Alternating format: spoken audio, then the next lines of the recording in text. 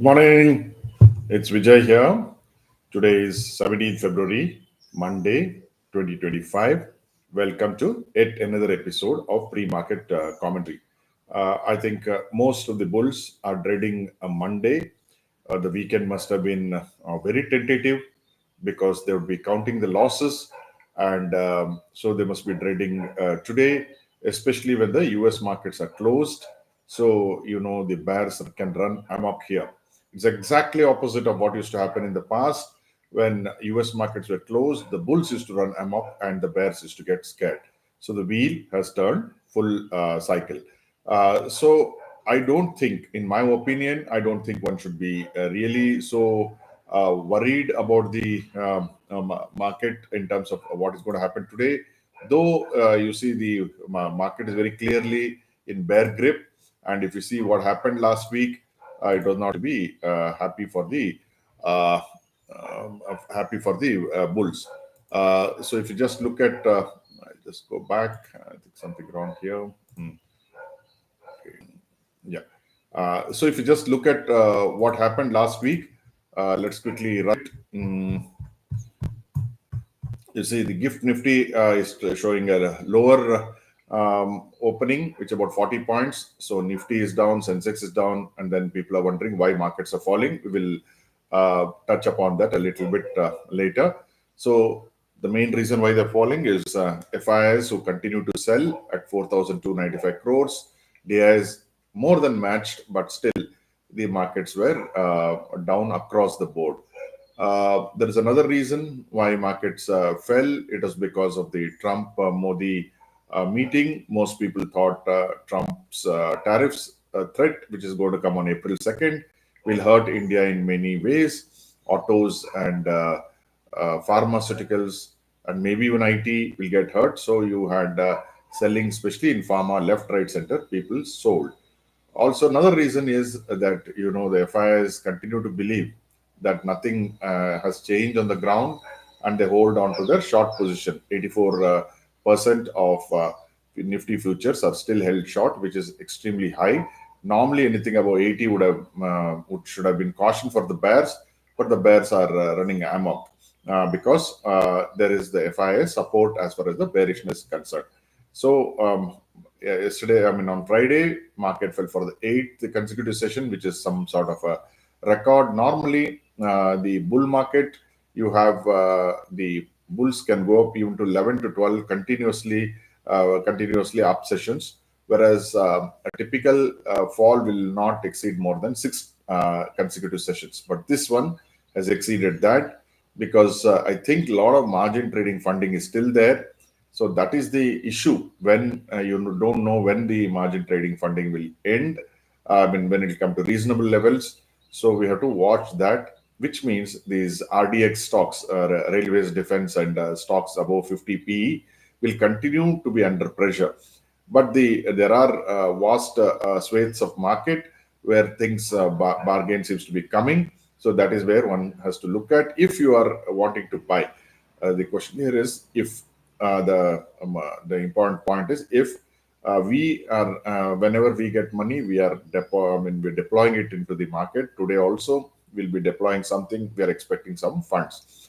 So the BSE listed market cap fell below 4 lakh crores for the first time since June 2024. June 2024, if you remember, was the time when the election results came.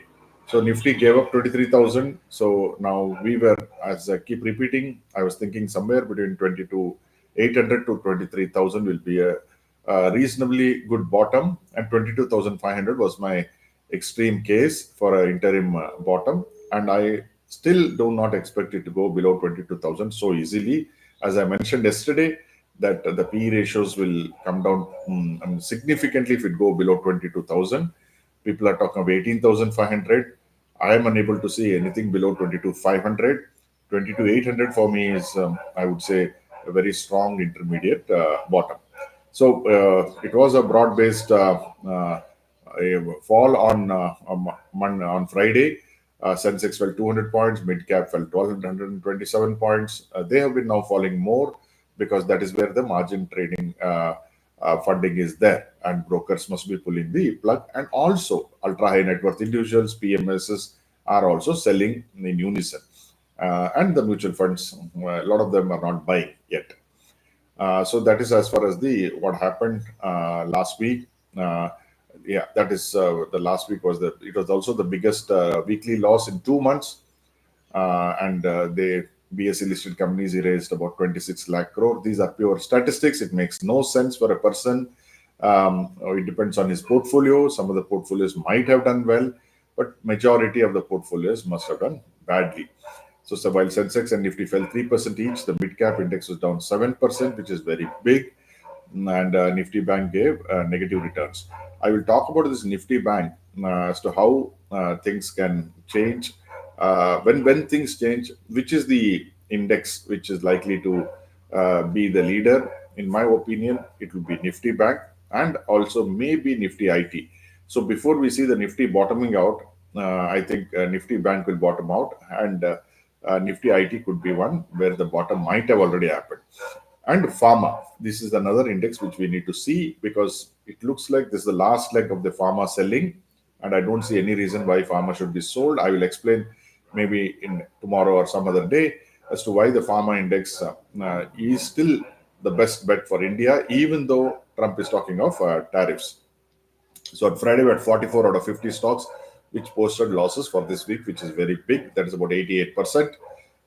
So small cap and micro cap also were down 10% each on the week, which is something to get concerned about. So basically, what one should be doing at this point of time is, I would say, certainly not panic if you're having good stocks. When I say good stocks, if you're having stocks which are having a P less than 25 and PEG less than 3, I think these are the things which one should look at.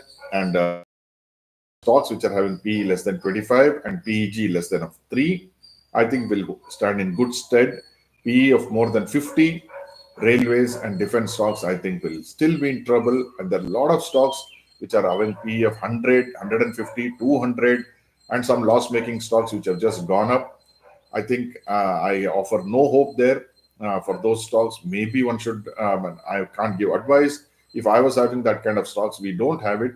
But if I was having something like that, I would move away and buy into stocks which are having PE less than 25. The lower the PE, better. The lower the PEG, better. But I'm saying outer limit of 25 PE and 3 PEG is what one should be looking at. So I am going into the market today calm. I know there could be selling in the initial days, initial minutes, but I would like to buy into this market as usual on a day trade basis. Nifty futures, buying Nifty futures, and select stocks in pharma. And there could be a problem because of some issue with Reliance. So Reliance may be under attack. So one has to look at Reliance to find out whether it's really going to hit a bottom. Normally, bad news creates bottoms. And today, the case study will be Reliance. Case study also will be pharma, because anybody who has seen the draft of the Indo-US agreement will note that pharma stocks are unlikely to be affected, and some of the pharma stocks may actually benefit. Some other day, longer discussion, maybe weekend discussion we can have on pharma and the sectors which may benefit. So, whatever you do today, I hope it is successful. Thank you for joining me.